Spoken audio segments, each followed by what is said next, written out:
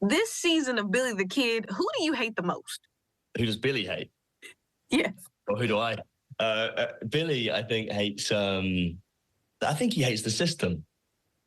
I know that's a broad answer, but I think he hates the system. A certain character is going to come back into town. I won't spoil anyone's viewing experience, but someone who we've met before who may have previously been on Billy's side and may not be anymore. And I don't think Billy even hates that character. I think it is someone who he just wishes he could wake up and see what was actually going on and see the corruption.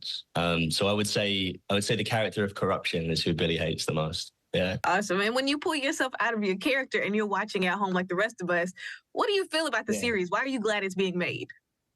I mean, I just think it's kind of, I love Westerns. I grew up watching a lot of Westerns, and I think I was fascinated by that history, which is surprisingly recent. You know, it feels like it was a long time ago, but it really isn't that long ago in the grand scheme of things. Like, some people's great-grandparents, were kids when these stories were still being told as fresh stories.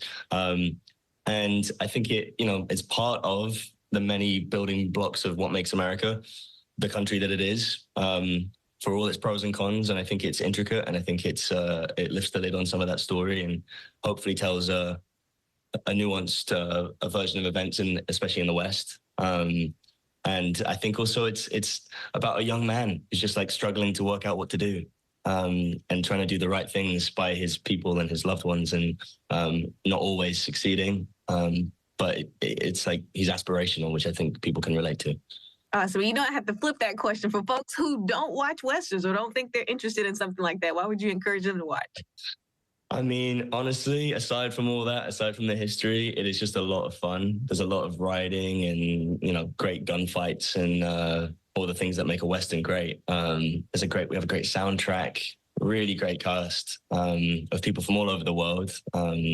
Americans, Canadians, Brits, Australians, Scandinavians now. We have a great cast of people who are really bringing a lot of life and a lot of excitement to it. I mean, you don't have to be a horse person to enjoy watching great horse shootouts and races and all this. For folks who haven't seen the series yet, which episodes would you tell them to ping pong and try and figure out, even if they don't want to watch everything from start to finish? If you had to jump in, I think my favorite episode in season 1 would be episode 5 and 6.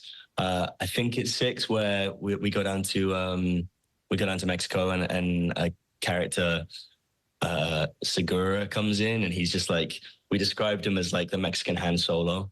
He's the coolest character, and honestly, I think he might be one of the coolest characters in all of Western TV and film.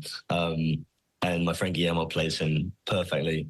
So I would say that one. It's a fun one. It's a little bit lighter. Billy gets to have a bit of fun. I'd say that's a good one to start with. Yeah.